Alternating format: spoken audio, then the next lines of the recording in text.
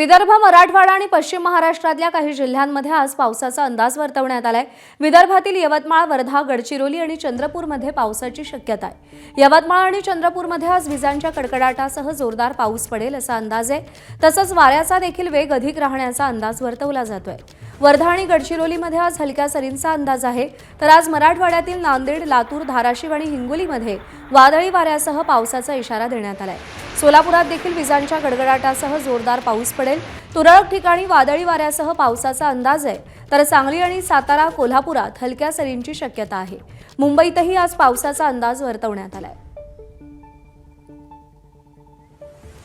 अभिषेक मुठाळ आपले प्रतिनिधी आपल्याला या सगळ्या संदर्भात अधिक अपडेट देतील। अभिषेक, आधीच अवकाळीमुळे मोठं नुकसान झालंय, आणखी पाऊस पडेल असा हवामान विभागाचा अंदाज आहे। महाराष्ट्राचा विचार केला तर कोणकोणत्या भागामध्ये अवकाळीचा तडाखा बसणार आहे?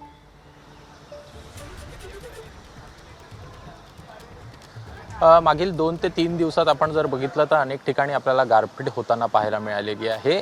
एकूणच आजपासून जर का पाहायचं तर हा पाऊस आपल्याला ओसरताना दिसेल। आज काही ठिकाणी विदर्भ असेल, मराठवाडा असेल आणि पश्चिम महाराष्ट्र असेल, इथं काही ठिकाणी आपल्याला पाऊस बऱ्यापैकी होताना दिसेल। प्रामुख्याने विदर्भामध्ये जर का पाहायचं तर पूर्व विदर्भामध्ये बऱ्यापैकी आपल्याला हा पाऊस होताना दिसणार आहे, अवकाळी पाऊस होताना दिसेल। प्रामुख्याने चंद्रपूर असेल, गडचिरोली असेल, इथं विजांच्या कडकडाटासह आपल्याला पाऊस होताना दिसणार आहे। सोबतच यवतमाळमध्ये देखील बऱ्यापैकी पाऊस जो आहे तो होताना दिसेल। वादळी वाऱ्यासह पाऊस होईल। साधारणपणे 30 ते 40 किलोमीटर प्रति वेगानं वादळी वारे जे आहे ते वाहताना आपल्याला इथे बघायला मिळू शकतील।